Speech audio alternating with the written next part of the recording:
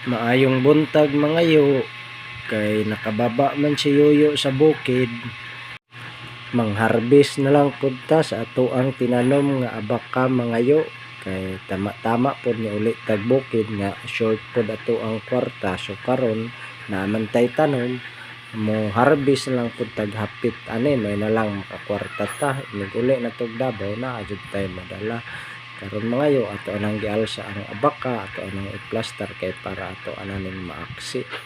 Kay para makwartahan jud nato ni ato ang tinanom mga yo. Kapoy man pero worth it jud.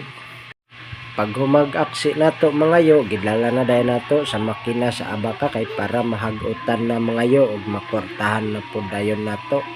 Kay kani siya pag human ani bularon lang siya kadali mga tunga sa adlaw din mauga na siya, so mabaligya dayon nato mga yo.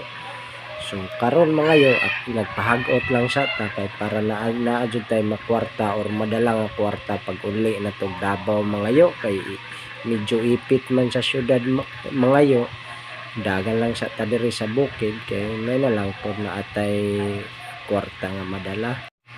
So makatabang na jud ay mga yo ning ato ang mga tinanom sa una nga perti na tong inagwantahay nga pagtanom pa nato gabubo jud tag kwarta nga financing. Karon nakabalos-balos na jud kay makwartahan naman siya. So mo income na jud siya mga yo kung gintahay mang wala tay kwarta sa syudad. Pwede na ta mudagan sa bukid, manghurnal na lang ta diri or mang-aksi sa ato ang mga tanom kay para naatay kwarta permente mga yo.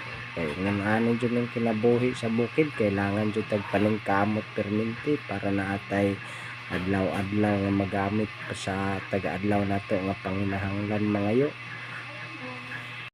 Tama pod mga yo, makatabang na ni sa pag-eskwela to ang mga anak mga yo diri sa syudad.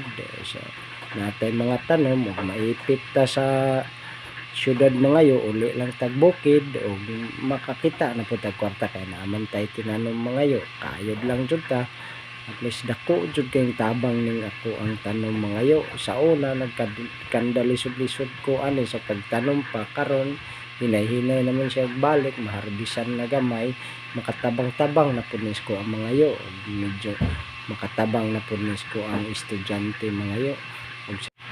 Kay uga naman mga yo, nara ang abaka mga yo. So okay kaayo ato ananing alsahon mga yo kay para makwartahan na nato ug makauli na dayon pud tag Davao nga naatay mabit-bit gamay nga kwarta.